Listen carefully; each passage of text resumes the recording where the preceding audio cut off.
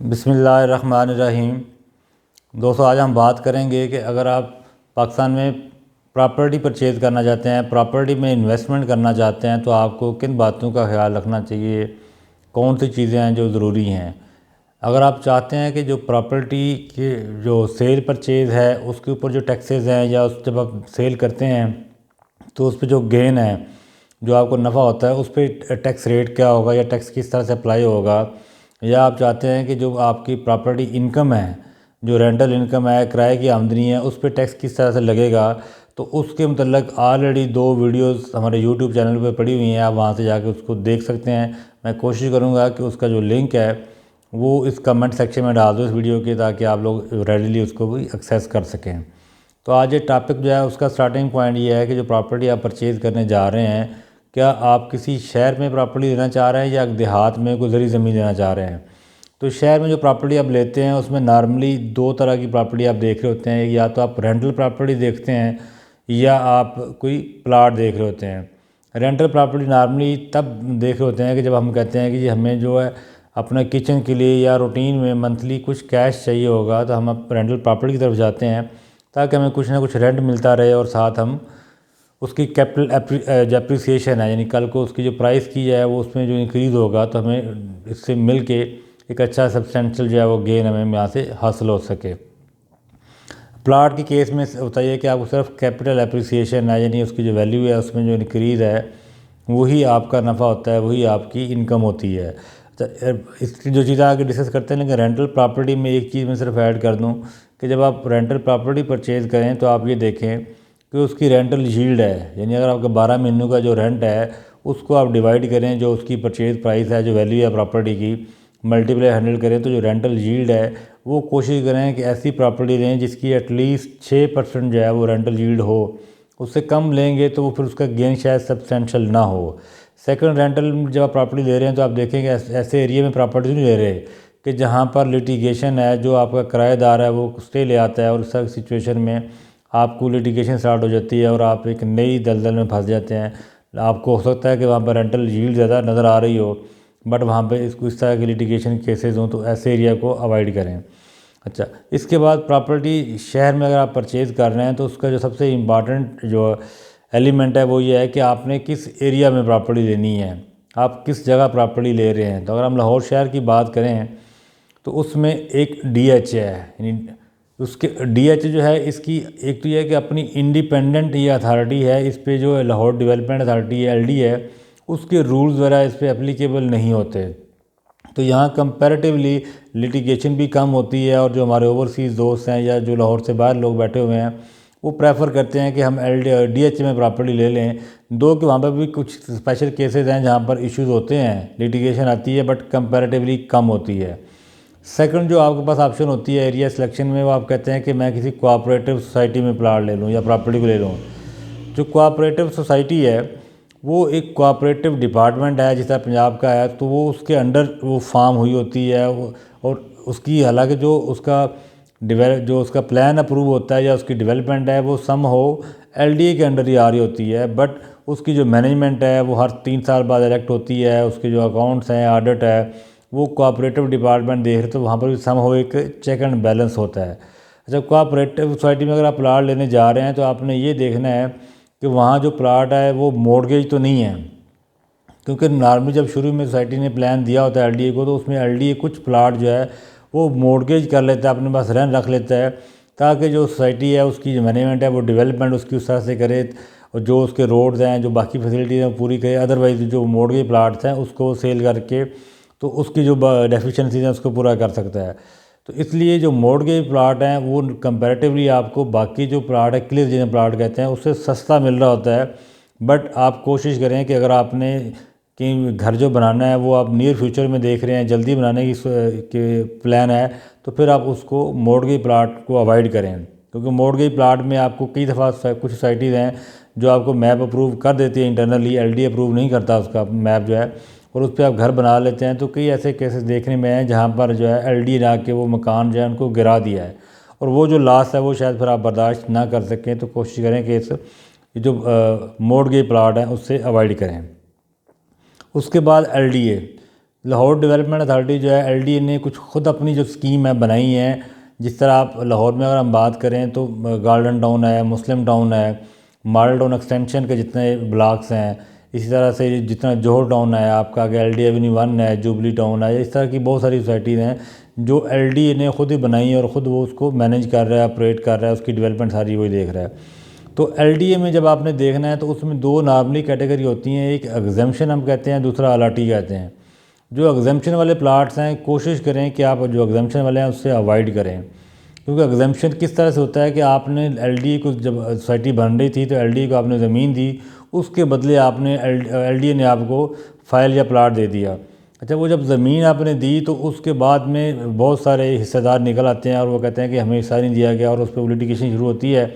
और जो कि अनएंडिंग होती है। कि केसेस में ऐसे होता है कि एक घर बन गया और घर बन के वो सेल कितने बार सेल हो चुका है, LDA ने हर दफ़ा NOC इशू किया होता है, लेकिन इसके बावजूद वो लिटिगेशन स्टार्ट हो जाती है। तो आप कोशिश करें कि अगर आपको ज़्यादा आइडिया नहीं है इन कागज़ों का या मामलात का, तो आप अलाटी प्लाट जो है वो आप परचेज़ करें, LDA की सोसाइटी में प्लाट आप ले रहे हैं। फिर अच्छा, उसके बाद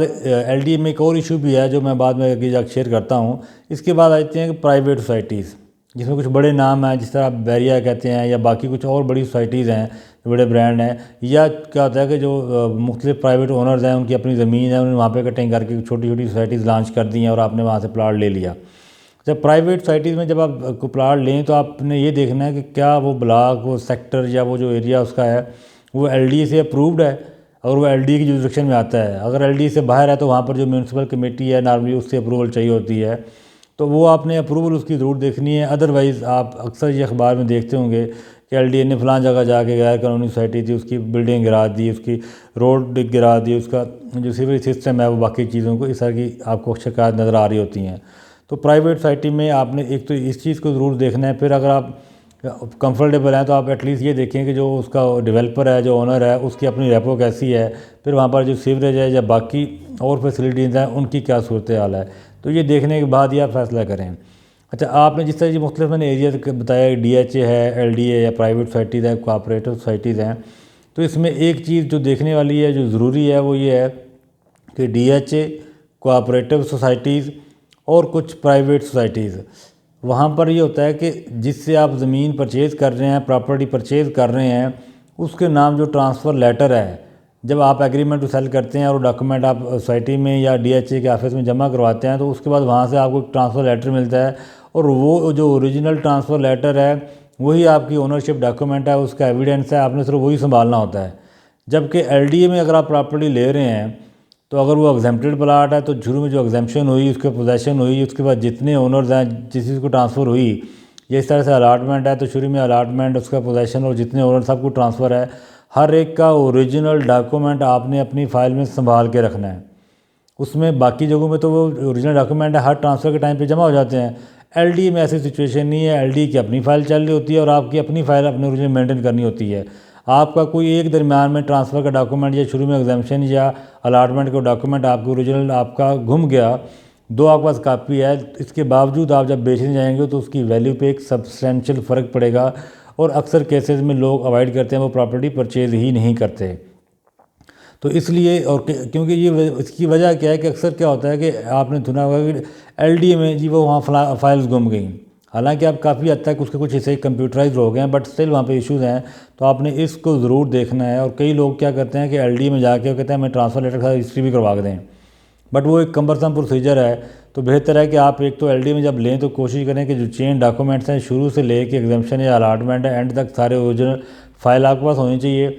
और उसके बाद जो है आप कोशिश करें कि अलाटी जो प्रॉपर्टी है वो आप परचेज़ करें। तो जब आपने इसी, अच्छा, शहर की प्रॉपर्टी के मैंने डिस्कस किया, बातें हैं कि जो ज़री ज़मीन आप लेना चाह रहे हैं किसी गांव में, देहात में, वो अगर आप एब्सेंटी लैंडलॉर्ड हैं, यानी अगर आप खुद वहाँ पे उस गांव में, उस देहात में रह नहीं रही, या आपकी फैमिली नहीं है, या वहाँ पे आपका असर रसूख नहीं है, तो वो बड़ी रिस्की प्रपोजिशन होती है। क्योंकि जो गाँव की देहात की ज़मीन है वहाँ एक जो बड़ा सबसे बड़ा मसला है वह मुश्तरका खाता, कि एक खेवट है, उस खेवट में अगर 4-5 हिस्सेदार हैं तो हर हिस्सेदार जो है वो उस पूरे खेवट के हर इंच जो ज़मीन है उसके ऊपर बराबर का हिस्सेदार होता है, अपने बकदर हिस्सा। आपके पास अगर उस खेवड़ में जो आपका लेट से 1/5 हिस्सा है उसमें, तो अगर आप जो 1/5 पे काबिज़ हैं, उस महज उस कब्ज़े की बदौलत आपको कोई जो फ़ोकियत बाकी हिस्सेदारों पे नहीं होगी। तो इसलिए वहाँ पर ये जो मुश्तरका खाता है, खेवड़ है, फिर कौन सा खसरा है, खतूनी है, ये एक बड़ा अनएंडिंग जो सिचुएशन है। जो बंदा वहाँ पर ज़्यादा असर रसूख रखता है, वहाँ पर वो उसकी लिटिगेशन स्टार्ट हो जाती है। वो कहता है कि जो आपकी लेट से वहाँ पे रोड गुजर रही है और एक खेवड़ है, उसका कुछ हिस्सा रोड को लगता है, बाकी हिस्सा नहीं है, तो वो कहते हैं ये हमारी ज़मीन तो ये रोड वाली है, क्योंकि हमारा इतना हिस्सा वहाँ से पूरा करो, बाकी आप जाने और आपका काम जाने। तो उसका वाहिद हल होता है तकसीम। कि अगर और गाँव में अक्सर आपने देखा होगा वहाँ पे तकसीम नहीं हुई थी, तो या तो आप जिससे ले रहे हैं उसे कि भी आप इसे तकसीम करवा दो, एप्लीकेशन दे तहसीलदार को, वहाँ पर उसकी तकसीम हो, और तकसीम के बाद जो उसका आइडेंटिफाइबल हिस्सा है वो आप लें। नॉर्मली तकसीम वहाँ पे नहीं होती। तो फिर अगर आप समझते हैं कि उस इलाके को आप जानते हैं, वहाँ के रहशी हैं, तो फिर एटलीस्ट उस खेवड़ में जितने हिस्सेदार हैं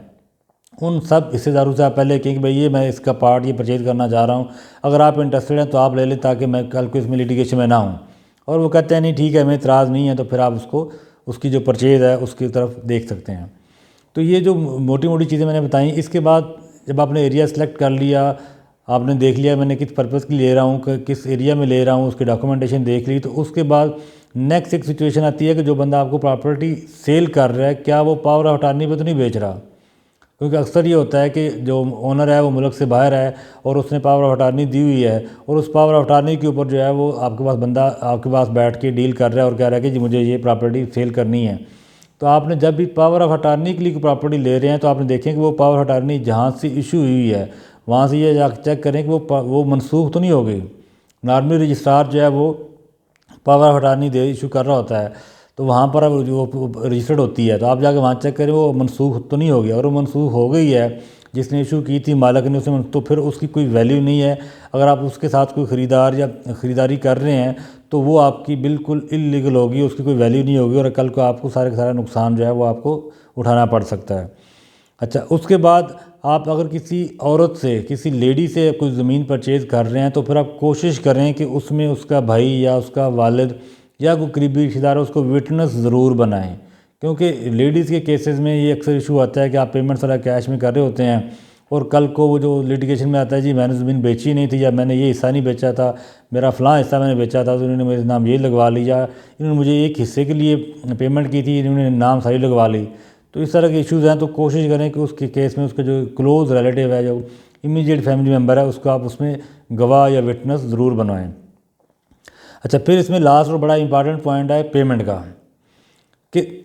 इनकम टैक्स का कानून ये कहता है कि अगर 5 मिलियन या उससे ज़्यादा, यानी 5 मिलियन से ज़्यादा, अगर 50 लाख से ज़्यादा की अमाउंट की प्रॉपर्टी अगर आप परचेज़ कर रहे हैं, तो उसकी जो पेमेंट है वो आप कैश में नहीं कर सकते, इवन बेरर इंस्ट्रूमेंट में नहीं कर सकते। वो कहता है कि आपने क्रॉस बैंकिंग इंस्ट्रूमेंट में करना है। मतलब यह है कि आपका आप डिमांड ड्राफ्ट दे सकते हैं, पे ऑर्डर दे सकते हैं, या क्रॉस चेक दे सकते हैं, और वो वहाँ ये शो करे कि ये इस बैंक अकाउंट से पैसे जाके इस बैंक अकाउंट में जा रहे हैं। अगर आप क्रॉस बैंकिंग इंस्ट्रूमेंट्स से के थ्रू पेमेंट नहीं करते और प्रॉपर्टी की वैल्यू जो है वो 5 मिलियन से ज़्यादा है, 50 लाख से ज़्यादा है,